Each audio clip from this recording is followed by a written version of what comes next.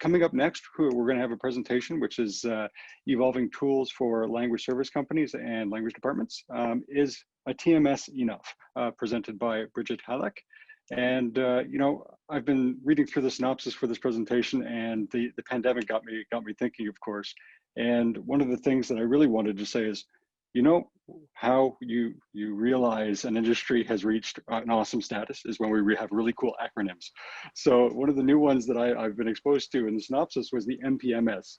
So hi there, Bridget. How you doing? Hi, Brian. How are you? I'm doing great, thanks. I'm really looking forward to hearing what you got to say. And I read the synopsis, piqued my curiosity. So please, you know, I'm going to hand it over to you. Take your time, do what you got to do, and I'll hop back in probably with about 3 minutes left or so we can go through questions. Thanks so much. We're going to start. I'm going to share my screen. And thanks so much for having me, Brian. Appreciate it. Thank you. Great. There we go. Let me get this screen up. And we will go to present. All right, is everyone, we're all good here. I hope everyone can see this. So first of all, I really want to thank everyone, welcome everyone, and especially the Smartcat team for inviting me. They have done such an impressive job with this conference. I really think it'll be a benchmark for others to come. And I also would like to quickly send well wishes and prayers to everyone around the globe really dealing with this pandemic, and our friends in the Bay Area and LA and Oregon who are also trying to manage all the fires on top of this. Please, everyone stay safe. My name is Bridget Hylak, and I am a consultant to the language and localization industries. I'm a Stanford University alum, an ATA certified translator, a court certified interpreter, and I serve as a nominated member on the Commonwealth of Pennsylvania Judicial Systems Language Monitoring and Evaluation Team. I've been a language business owner for over 20 years, during which I have directed thousands of teams and multilingual projects for different media over the course of my career. And my expertise is really in high-level branding, connection, nuance, and impact. And I'd like to start out with this picture today because I think a picture says 1,000 words, and this one hopefully illustrates a dilemma that a lot of people feel, especially on the translation industry side, when they're looking into translation localization tools. A lot of the tools look kind of the same. You don't really know which one to pick or what key is going to work with what. And it basically comes down to which one of these locks is really going to be right for me, for my company, and for my teams. Before we review the agenda for today, I'd really like to just start by taking a moment to, as a language industry veteran, I have to do this, advocating for our community. I'd like to take a moment to appreciate the complexity and the beauty of this work that we do every day.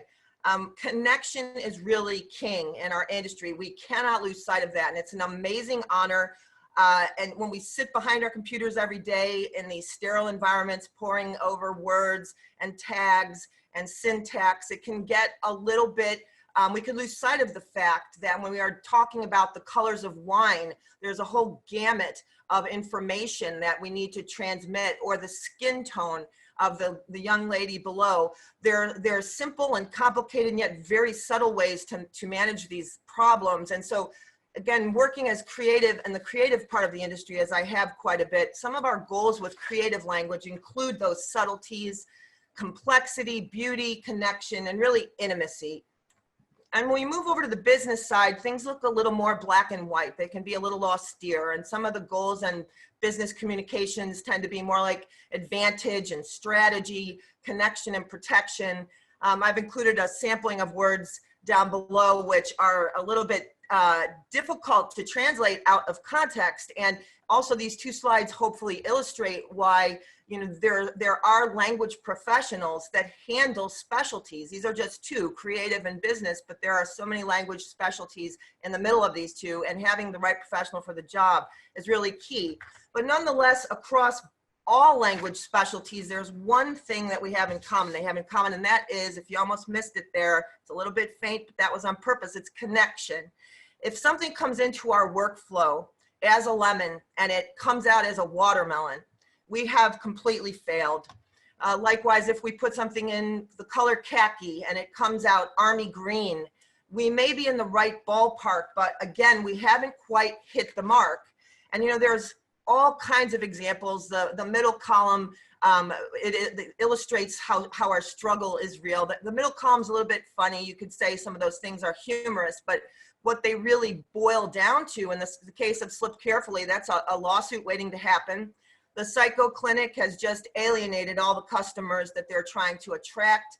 The Windows fail at the top is something, you know, it's nightmares of kind of situation. But even in other situations online, HubSpot, the example that provided there is a error in the headline. And then when we look over at the Lush error message, you know, even though some people might not even notice that there's a misplaced apostrophe in the word can't, other people do. I do. And in my experience and what I feel when I see that is just a company that alienates me as a customer. And I actually have a colleague I was talking to about this recently who is a native Spanish speaker. And she said that when she sees errors like this, even small ones, it makes her feel like someone doesn't care about her.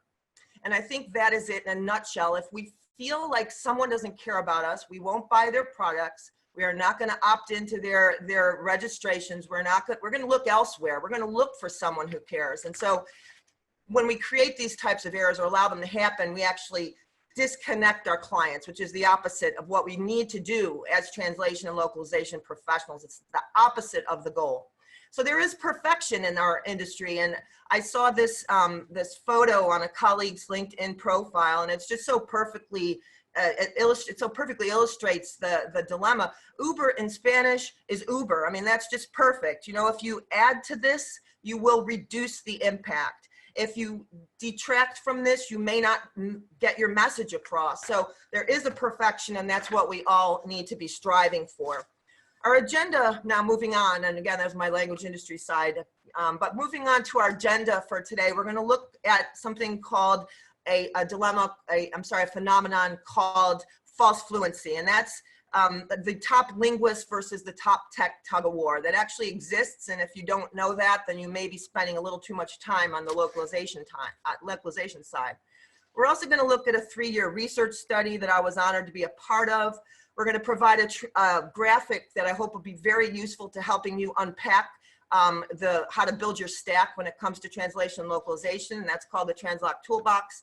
And then finally, I'm going to be providing an upgrading and onboarding survey that could be very useful to managers and teams who are considering moving into a new product or adding to the product that they have. And I should quickly say that I know our audience is very general. We could have individual linguists all the way to corporate entities represented here, so we really have to take a wide lens on these. So I'm just going to do my best to hit a lot of points. So false fluency, what is that? We could talk about that all day, but what false fluency literally is that we have lost a connection, just like some of the examples I showed you. False fluency creates a barrier to the message we're trying to transmit. It's when you read something and you just go, you know, wow, ooh, this is a translation. And in order to really understand it, you have to decipher it, you have to pick it apart, you have to spend time practically translating it. And you're lucky if a client will do that or a potential customer will do that, because most of the time they're going to walk away and look somewhere else that's easier. And as a linguist, I have a few opinions on how this might have happened. I think that there has been a lot of insufficient vetting of linguists on the localization industry side, especially initially. There's also some really great linguists mishandling the tools, or they think they know exactly what they're doing and some error comes in. There's some veteran linguists, great colleagues of mine, who are unwilling to adopt some of the newest technologies. And this isn't because they're not motivated, it's because the productivity in their eyes is diminished in providing that excellent connection, that excellent translation, which we are trained to do as linguists. And I think there's some over-reliance on automation for now anyway. You can't just flip a switch and expect to get a widget on the other end. You really have to put in your time, your due diligence. And as an illustration of this, I just thought this was very apropos. The doctor at the medical robot there, and you can pretend you're on the other side of this picture in need of some type of surgery. And what would you want to know in that instance? You'd want to know the medical qualifications of the practitioner. You'd want to know he was licensed to practice. You'd want to know his technical qualifications, that he's licensed on that robot. And by licensed, I mean he has more than a day or weekend course in how to use that robot. You also want to know about robot reliability. You know, how many operations like yours has this robot done? Were they successful or not? And what happens, for example, if the power goes out? And then training on the bridge, meaning just because we have a great linguist or a great doctor and a great tool, in this case, the robot, how much have they worked and how much experience do they have with putting both together? Because those will bring about some advantages and some disadvantages. And I think that this disconnect is in the language and localization industry has contributed to false fluency. I believe that we can improve that, but I think that's kind of where it came from. And so as a little plug here for the language industry side, I really am advocating for 2 new certifications, and people are already working in these positions, but I really think we need certified linguist technicians. And that would be a person who's fully fluent when it comes to both the language they're working in and the tool that they're working in. And then also certified MT editors. We have so much going on with MT post editing right now. Having a certification for MT post editors is long overdue. There's a misconception that just because people can read or speak 2 languages that they can do MT post editing, and that's just not the case. So if anyone's interested in promoting these, also please contact me, because I'm actually developing rubrics for those. Moving on to our research study. So I was very honored to be part of a team of linguists, software engineers, desktop publishers, project managers, accountants, and designers. We spent 3 years approximately in the crockpot. We're calling it a crockpot, not a think tank, because we all liked food so much. And we tried to ask the question, what are all these tools about? What is what? And this was done in order to help advise and orient many of our consulting clients who were kind of confused on that whole terrain.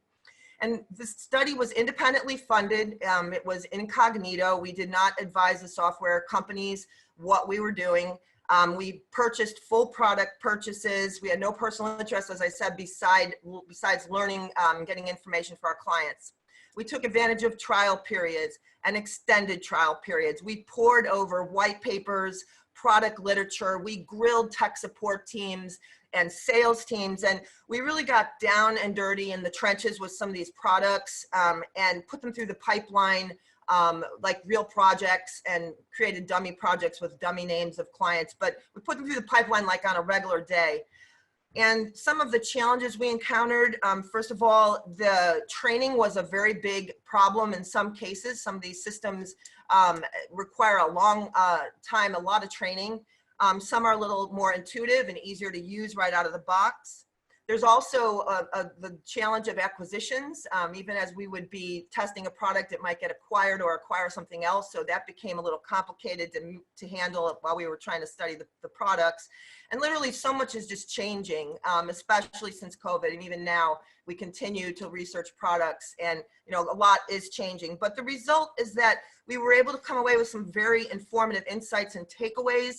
We concluded that most of these tools do offer unique benefits. They're all positioned from a different angle, and they usually have one or another strength.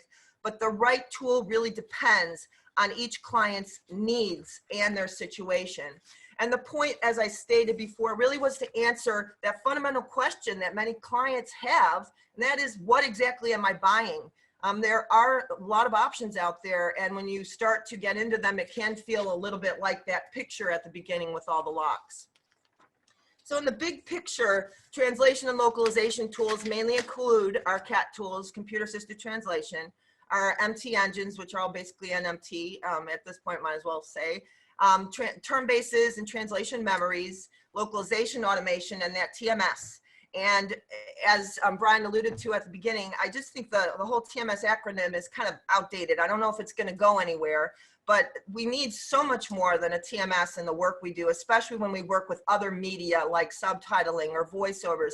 And I do think something more like a MPMS, a multilingual project management system, might be more apropos for what we need on the language side, or combining with the localization side, you may even start calling it a GPMS, a global brand management system.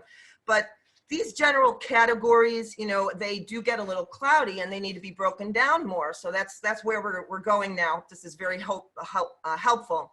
So when we advise our consulting clients prior to selecting a stack, we advise them to consider first, what are your options? And as I stated, that is and seems to be a difficult question to answer. Venturing into this territory can feel a little bit like, you know, taking a trip to Costco when you want to get a case of water, and you walk into the Costco, and along the way you see a Vitamix and a massage chair and some of those really great cookies that Costco makes. And you pick them all up and you get home and you realize, well, heck, I didn't get that case of water. And that actually has happened to at least one of our clients. And so that's important to consider. What are your options, and to understand what your options are and what each tool can do. And secondly, what's the least that you need to get there, at least initially? Just because everything has everything doesn't mean you need it all. It also doesn't mean that you have to use it all.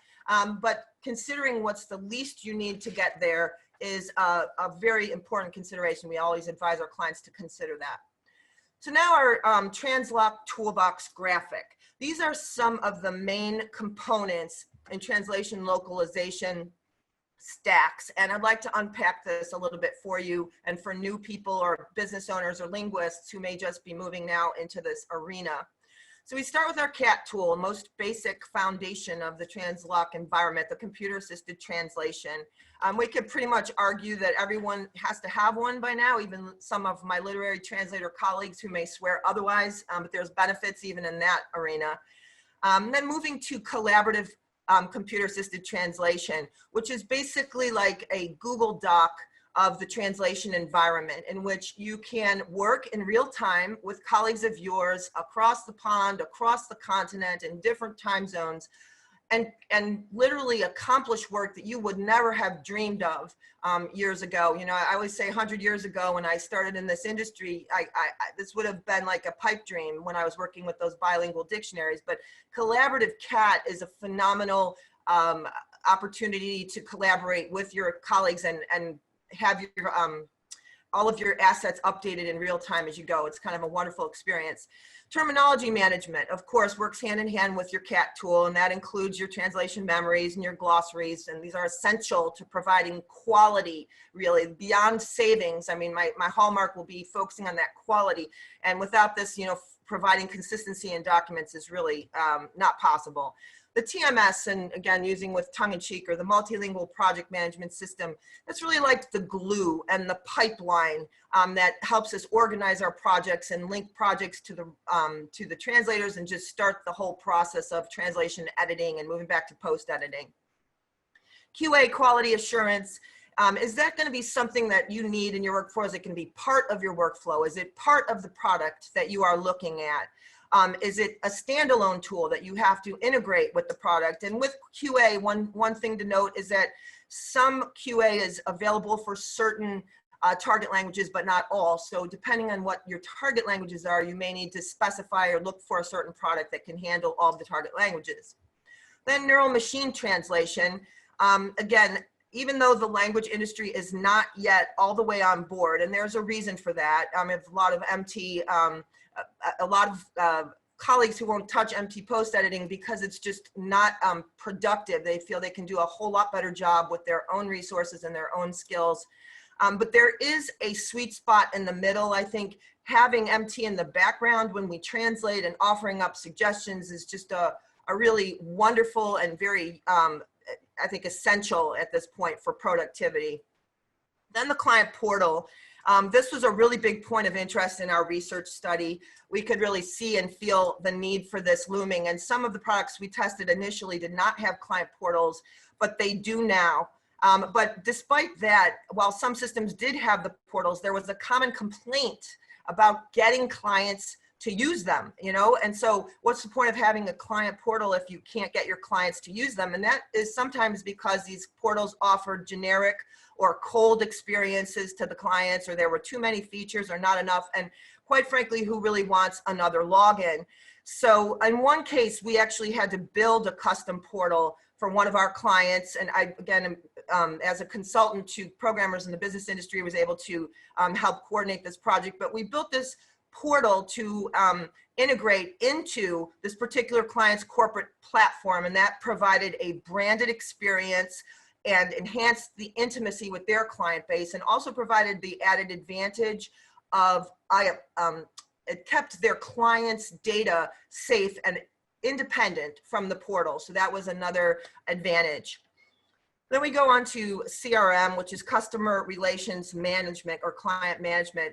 CRM in our stacks for the translation and localization industry can be very basic. It can be just a client email. That may be what some systems offer for how you organize your clients, only an email. Or it can get extremely robust and offer things like price lists and the contracts you may have with your clients, all the contacts, and it could even start to expand into the marketing arena. So CRM is another possible component, and all of these are, one or another is in some systems, and they're all separate pieces of the puzzle. So I should have mentioned that at first. Next is accounting and analytics. Again, not all systems provide this as built into the system. You may need to plug in or integrate your accounting into the system that you choose. And analytics, I separated that out on this graphic because sometimes it is also a separately charged product. So accounting and analytics is another piece of this puzzle that you may need and may want in your translation localization environment. Next, we have vendor and team management. Again, this is not, even though it would seem counterintuitive, this is not offered inherently built into every system out there. And though we are so heavily dependent on vendors in our industry, some systems charge separately for this. And if that is what you need, you pay for that extra function. But vendor and team management is so essential because it handles credentials and clearances and background checks. If you have clients with sensitive information, you'll need to make sure that a certain vendor, for example, certain interpreter may have a background check or clearance, and this helps you organize that. And finally, interpreter management. I've added that even though it's slightly outside of the translation localization environment because some business models still require it. Some companies still do both. Some products only provide interpreter management and scheduling, which is important to note. But again, the interpreting industry is an industry in and of itself. So that makes perfect sense why some products are only doing that, and they do it well. Now we have two highlighted areas on the chart, your private server and your branding. And there's dollar signs running down the side of this for a reason. Branding, first of all, it generally comes at a premium. If you're going to have a system or even parts of this system branded, you'll be paying extra for that. And branding could vary from just slapping a logo on all the way to some type of branded experience like I was talking about earlier. It might require an integration. And then a private server, again, that also comes at a premium. You may need it depending on the sensitivity of the information you're handling with. You're handling, but it does provide enhanced and verifiable security and compliance with GDPR, or if you're handling intellectual property or PII, you may need it.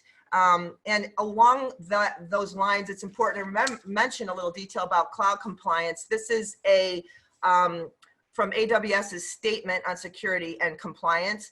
And we should bear in mind, private servers, that option is there for a reason, because companies, as it says here, not cloud providers, bear contractual responsibility for compliance in the cloud.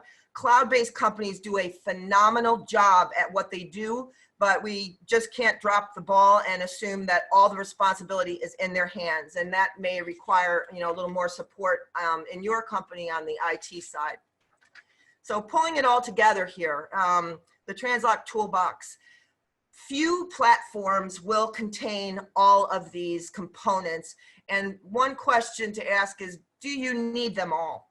And again, as I mentioned earlier, you may not need to use them all just because a system offers all of them. Some do offer them and many of these components natively. Some systems and products provide baseline components and others as like optional add-ons that you pay extra for. And then some systems will permit additional features as integrations into their platform through API. And that could range from allowing to supporting the API. So there's a big gamut there. And you can customize certain features, but that may become, it's important to note, that may become a privacy concern for sensitive clients, because if you start mixing and matching pieces of different products, your information can be, and your data can be on several servers, and that could be an issue. So you have to be aware of that. So some basic advice, we want to keep it simple. If we have 100 tools, that doesn't mean we have 100 solutions. We might have 95 extra problems. On the flip side of that, if we have everything in one basket, we should always be aware of backup plans we may need in case there's a lag or there's some downtime. The integration equation, I put Heard So Good there because it does really allow us a lot of beautiful customizations. But again, sometimes if it's not handled right, can compromise data security. And then security, really the question of the day as this industry continues to move forward and dominate the globe. Really get your legal team involved. Now moving on, we're almost done. I know I've been talking fast. That's probably something I do a little too much of, but had a lot I wanted to share with you today. But the upgrading and onboarding survey, this is hopefully this will be very useful to management and teams when you're considering upgrading what you have or perhaps onboarding a new system. So when you are building your stack, you should consider for your company several things. I'd like to highlight a couple because we're running a little bit short on time. I think whether you are a new company moving into translation localization for the first time, or you want to do it right this time, or you're an established company, I think that really has a lot to bear on what we would recommend and what solution might be best for you. Budget is a really big issue that a lot of people aren't aware of when they first start looking at these tools. And as I showed you that whole chart, and again, some of these components come in one package, and then sometimes we have to mix and match packages, and that starts to mean mixing and matching licenses. But there's issues like users and renewals and training that could become part of the budget picture. As far as the components and the system, everything on that list, you know, I can go through one by one, but as I said, I want to try to finish on time here. So one of the main things that I do like to emphasize to clients is the UI and the UX. We really recommend that clients put that our clients and translation companies and localization companies put their clients first. If the UI or the UX is outdated or old, and your clients feel that pain, you will feel that pain in your bottom line eventually. It is something you do not want to pass on. You want to try to have as fresh and easy of an experience as can be, because it's really a big factor in a lot of people's decisions nowadays on what to do and who to work with. So moving now to our last slide, here's an overview of a general upgrading or onboarding plan. Really research your options, because there are many, just like the very first picture, or hire a consultant to help you with that. Survey your clients, your teams, your employees, because everyone likely is using a little something different depending on where you're coming from, and ask them what they're comfortable with, what they're familiar with. Ask them to deploy some trial periods on different products and see what they like. Actively engage the trial periods, use them up, every last minute of them. User test internally. We recommend that you set up client profiles that go back to your team, so your team can evaluate what the client's experience will be when you launch the product. And then when you're ready to launch, you know, we recommend you just launch to just one client at first that you really trust and someone you know for a while. Use what you need and only what you need. If it has more, you can use it later. Work out the kinks and go live. And, you know, finally, we do recommend, and after seeing people go through this, we recommend that you allot a minimum of 2 times X, 2 times the time to your launch date, or double the size of your onboarding and upgrading team, or as they say in bad business, take your chances. So I do want to thank you so much again, and thank you to the Smartcat team. I, again, appreciate being here, and I certainly hope it's been a little bit of an overview that's informative to as many of you as possible. Bridget, thank you so much. That was a wealth of information. I think you hit it bang on in respect to time, so thank you for that as well. And yeah, I appreciate you mentioning a lot of the items within that presentation, which unfortunately we don't have time to go over now, but we'll be moving on to our next presenter.